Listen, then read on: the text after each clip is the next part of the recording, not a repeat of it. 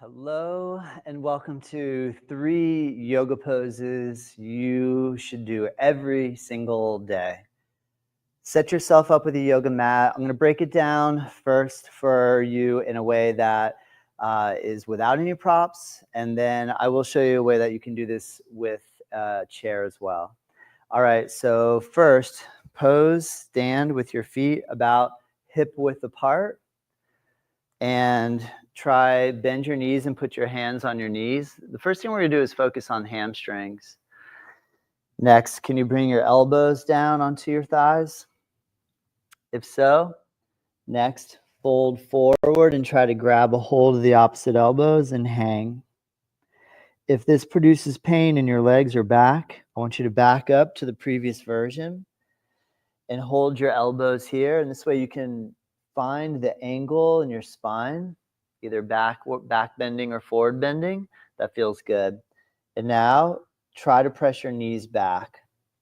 So that basically we're working into a forward fold position to stretch and loosen the hamstrings. But we got to figure out where is appropriate for you here now. So this is pose number 1. Pose number 2, Malasana, absolutely essential. Hands on floor, feet turned out, bending the knees. Now, this is going to be dependent on how comfortable or not your knees are. So if you go to do Malasana and you have a knee challenge or problem or surgery or anything that's going on, hang out here kind of like where we were stretching hamstrings, but try to squat down as low as you can go. If you're able to bring your hands on the floor and bend your knees, your heels will very likely lift up. Try to sink your heels down toward the floor, and you might be able to remove your hands. And now here, what we're accessing is keeping the ankles flexible. We're working our knee mobility and flexibility.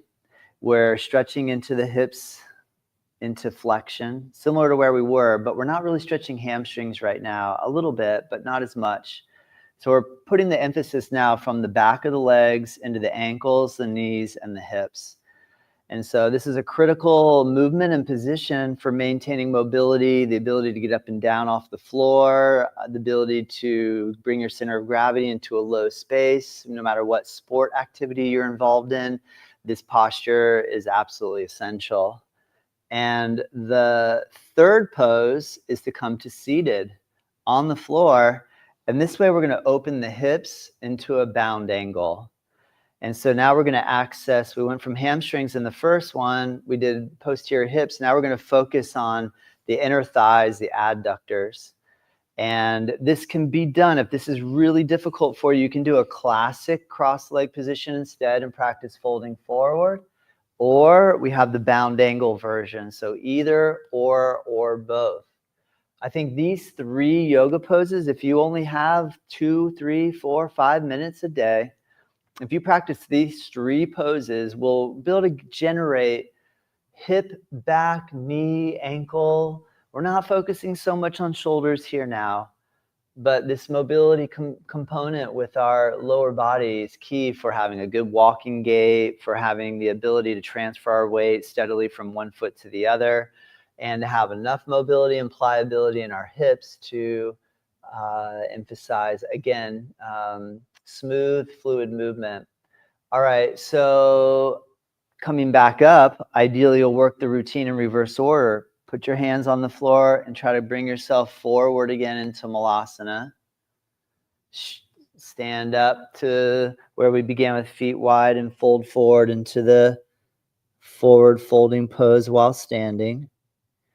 Bend your knees and come all the way back up. Voila. 3 poses you should do every single day.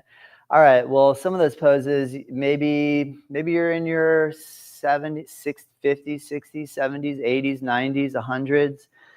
We can do all those with a chair. So the first way that we can access our hamstrings is to sit in a chair, bring the legs forward, and practice folding forward over the legs. So it can even be done with your knees bent and folding the chest down toward the thighs.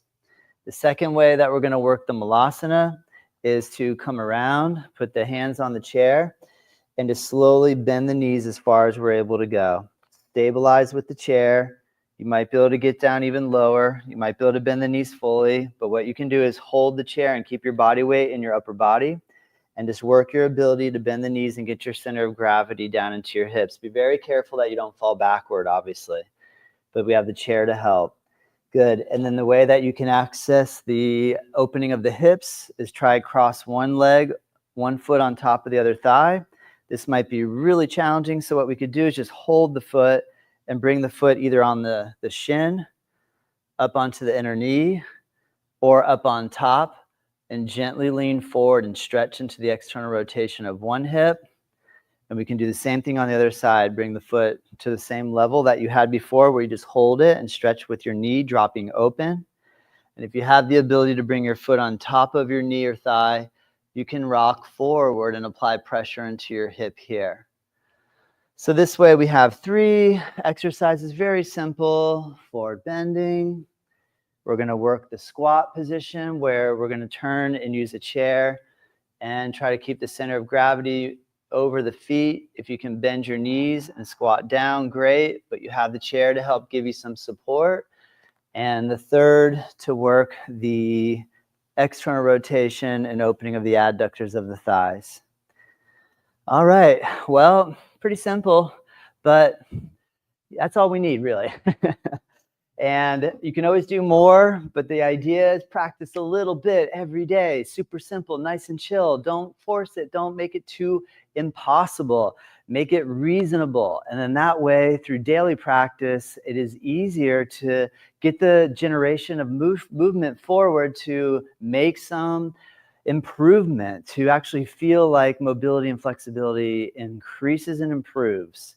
I hope this helps. Remember, check us out on our website, nativeyogacenter.com. And if you have any questions, send them my way. I'll happily answer. Hope you have a great day. Thank you. Namaste.